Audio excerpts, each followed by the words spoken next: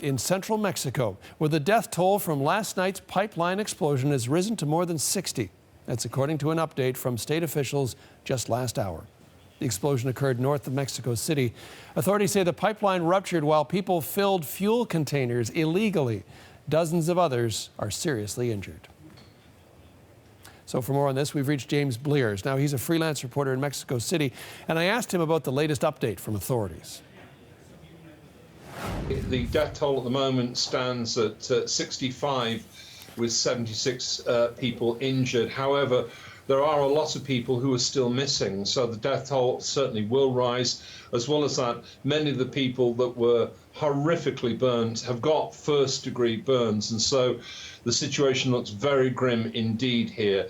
President Andrés Manuel López Obrador gave a press conference. He was flanked by the Director General of Pemex, the State Petroleum Company, the Attorney General, of course, the Governor of the state of Hidalgo, where this tragedy has happened, and also other officials. And he basically said that the priority at the moment is to actually try and save lives, because some of these people have been horrifically burned.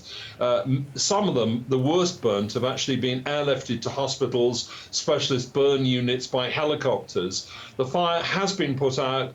Police, federal police and troops are at the area. But as you said, this wasn't an accident, it was deliberate. Two huge geysers of fuel actually were rocketing into the sky, and this tragedy was several hours in the making. People were lining up in orderly queues with jerry cans, and obviously many of them were soaked with the petrol as they tried to actually take their turn and fill up the petrol.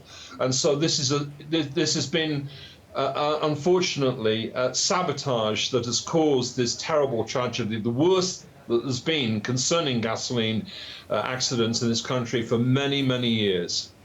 As you say, James, all of this as a result of fuel theft. So how big of an ongoing problem is that in Mexico?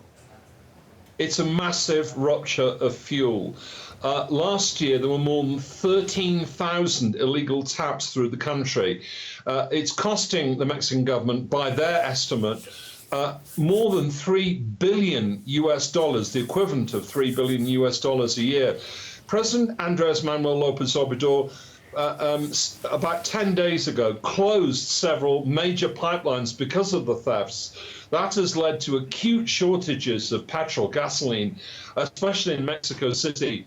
There have been lines of hundreds and hundreds of cars. Some people have had to queue for as long as 4 hours to actually get a tank full of petrol. Obviously, with the pipelines being closed and tankers not being able to supply the petrol stations, gasoline stations as fast as pipelines, there's been a shortfall, an acute shortage. And of course, that has worried and panicked and spooked people. So there's been a massive panic buying. But López Obrador has said that he's absolutely going to stop this sort of organized crime theft, because most of the theft, you see local people that are out there, but a lot of the actual gasoline thefts are organized crime, drug cartels who are moving into this area with the complicity of local people. The governor of Hidalgo, Omar Fayed, said, please, to the people, don't be complicit in this type of crime because of the tragedy. He said this sort of tragedy that's happened last night was never, ever happen again. But of course, it has happened in the past, and the likelihood is it will happen in the future.